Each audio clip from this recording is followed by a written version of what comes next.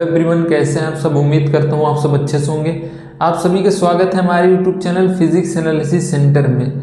आज हम देखेंगे क्लास 12 फिजिक्स के बहुत इंपॉर्टेंट टॉपिक अन्योन प्रेरण के बारे में पढ़ेंगे। इससे पहले वीडियो में हमने स्वप्रेरण के बारे में डिस्कस किया था, आप उसको नहीं देखे हो जाकर देख सकते हैं। यहाँ पर हम अन्योन प्रेरण के बारे में चर्चा करेंगे। तो सबसे मान लीजिए अन्योन प्रेरण किसे कहते हैं। तो अन्योन प्रेरण उसे कहते हैं यदि किसी कुंडली में धारा प्रवाहित करने पर उसके समीप रखी दूसरी कुंडली में प्रेरित विद्युत वाहक बल या प्रेरित धारा उत्पन्न हो जाए तो उसे हम अन्योन प्रेरण कहते हैं। ठीक है, अंग्रेजी में इसको म्यूचुअल इंडक्शन कहते हैं, अन्योन प्रेरण। ठीक है, तो क्या कहते हैं, इसको मैं लिख भी देता हूं। यदि किसी कुंडली में धारा प्रवाहित करने पर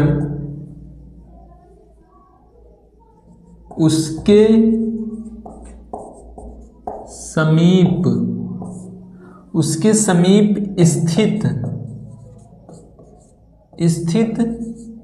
दूसरी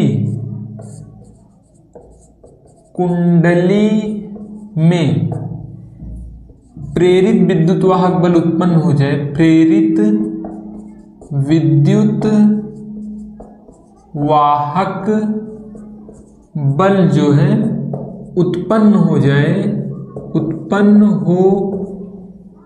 जाए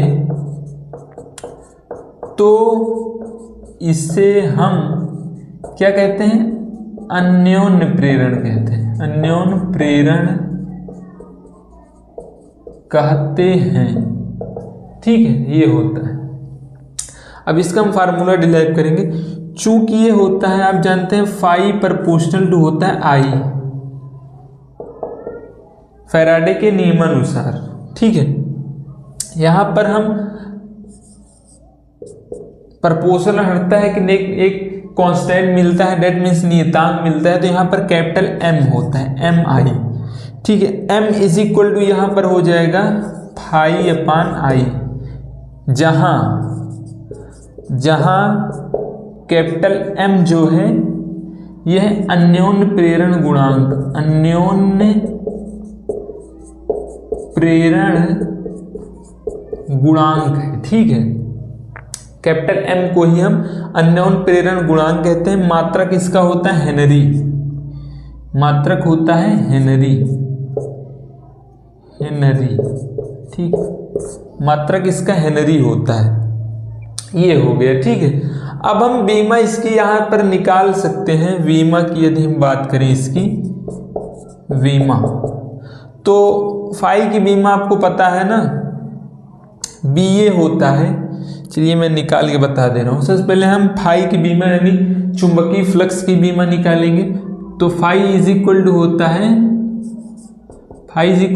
है बी ए, बी यानी न्यूटन प्रति एम्पियर इंटू मीटर, यह है ए यानी मीटर स्क्वायर। तो एक एम से एक M cancel out, newton into metre प्रति एम्पियर, मतलब इसकी बीमा जो हो जाएगी M L T minus 2 into L upon A. तो ये हो जाएगा M L 2 T minus 2 upon A inverse. ठीक है, तो इसकी बीमा जो हो जाएगी यहां से एम एल 2 टी माइनस 2 ए, यहां पर एक ए यहां पर भी आएगा ना, तो ए इनवर्स इधर है, कि आकर ए माइनस 2। तो ये हो जाता है अन्योन प्रेरण गुणांक की बीमा। ठीक है, सो यहां से हम फाई इज इक्वल टू है, न्यूमेरिकल वगैरह में एक फार्मूला और इस्तेमाल होता है, उसको मैं बता दे रहा हूं।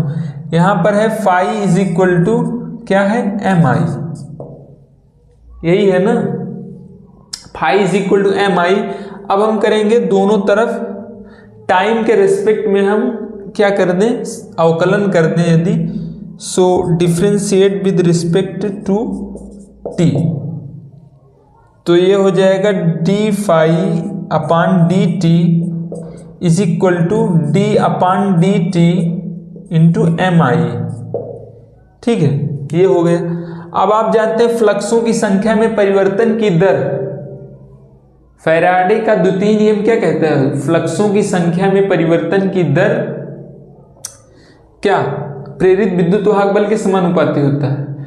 तो फ्लक्सों की संख्या में परिवर्तन की दर जो है वो होता है D phi upon D T, जो होता है वो ई के बराबर होता है।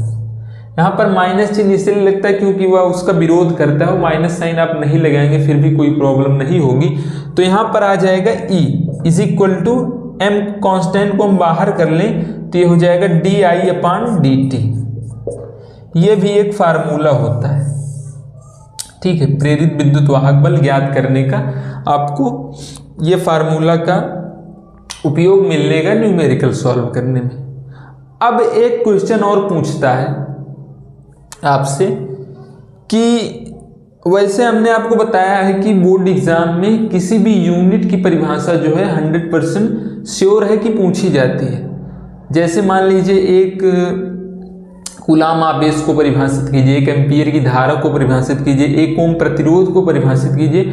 वैसे यहाँ पर एक हेनरी स्वप्रेरण गुणांक या अन्योन्य प्रेरण गुणांक को भी परिभाषित करने के लिए बोलता है।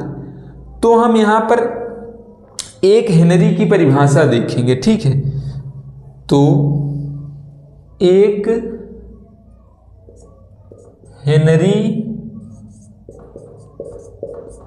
की परिभाषा, यहां पर हम एक हेनरी की परिभाषा देखेंगे। यदि हम देखिए एक हेनरी कब होगा, यहां पर E इज इक्वल टू मान लें हम 1 वोल्ट। ठीक है, E is equal to 1 volt मान लें, और यहां पर D I upon D T मान लें 1 एम्पियर प्रति सेकेंड।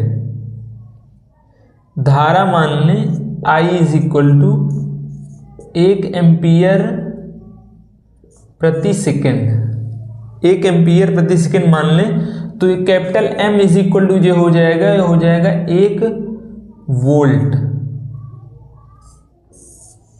मतलब इकाई हो जाएगा। अब हम इसकी परिभाषा कैसे बनाएंगे, यदि किसी कुंडली में 1 एम्पियर प्रति सेकेंड धारा प्रवाहित करने पर, यदि किसी कुंडली में 1 एम्पियर प्रति सेकेंड की धारा प्रवाहित करने पर उस कुंडली में 1 वोल्ट का प्रेरित विद्युत वाहक बल उत्पन्न हो जाए, तो कुंडली का स्वप्रेरण गुणांक या फिर अन्योन्य प्रेरण गुणांक आप जिसके लिए निकाल रहे होंगे 1 हेनरी होगा। ठीक है, चूंकि हम जानते हैं स्वप्रेरण और अन्योन्य प्रेरण दोनों का ही मात्रक हेनरी होता है। ठीक है, एक बार और देखिए, किसी कुंडली का स्वप्रेरण गुणांक या अन्योन्य प्रेरण गुणांक 1 हेनरी होगा यदि उसमें 1 एम्पियर प्रति सेकेंड की धारा प्रवाहित करने पर 1 वोल्ट का प्रेरित विद्युत वाहक बल उत्पन्न हो जाए। ठीक है, सो उम्मीद करता हूं आप लोगों को समझ में आया होगा। देख लीजिए,